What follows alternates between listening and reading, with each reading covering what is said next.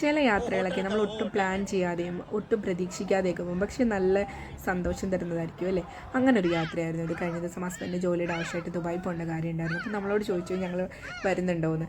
കേൾക്കേണ്ട താമസം ഞാനും മക്കളും അപ്പോഴേ റെഡിയായി വണ്ടിയിൽ കയറി. എന്നെപ്പോലെ കേട്ടോ മക്കൾ നന്നായിട്ട് യാത്രയൊക്കെ ആസ്വദിക്കും. അപ്പോൾ നമ്മൾ ദുബായിൽ വാഫി മാൾ ഒന്ന് വിസിറ്റ് ചെയ്തിട്ടുണ്ടായിരുന്നു. ഞാൻ യു എയിൽ വന്നിട്ട് ആദ്യമായിട്ടാണ് കേട്ടോ വാഫി മാൾ കാണുന്നത്. Entirely different mall. അവിടുത്തെ റൂഫായാലും വാൾസ് ആയാലും എല്ലാം ഈജിപ്ഷ്യൻ കൾച്ചേഴ്സിനെ കാട്ടുന്നതാണ് കേട്ടോ. ചെറിയ ചെറിയ പിരമിഡ്സും ഫറവമാരുടെ ഇമേജസും അതുപോലെ തന്നെ റൂഫൊക്കെ എന്ന് പറഞ്ഞാൽ ഭയങ്കര മനോഹരമായിരുന്നു കാണാൻ. നമ്മൾ റാസൽ കെയ്മയിലാണ് കേട്ടോ താമസിക്കുന്നത്. അങ്ങനെ നമ്മൾ എപ്പോഴും ഒന്നും ദുബായ് അബുദാബി ഫാമിലി ആയിട്ടൊന്നും പോകാറില്ല. എപ്പോഴെങ്കിലും ഇതുപോലൊക്കെ ഓരോ ചാൻസ് കിട്ടും, അല്ലെങ്കിൽ എപ്പോഴെങ്കിലും ലീവൊക്കെ കിട്ടുന്ന സമയത്തൊക്കെ ഒന്ന് പോകാറുള്ളൂ.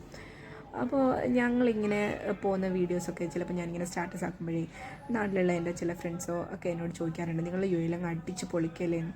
അപ്പോൾ ഞാനങ്ങ് ഗിസ് വെച്ച് കൊടുക്കാറുണ്ട്. ഞാനപ്പോൾ ചിന്തിക്കും, ഞാനിപ്പോൾ വർക്ക് ചെയ്യുന്നില്ല, അപ്പോൾ ഹൗസ് വൈഫാണ്. അപ്പം എൻ്റെ ഹസ്ബൻഡിൻ്റെ മാത്രം ഏണിങ്ങിലാണ് നമ്മുടെ ഫാമിലി പോകുന്നത്.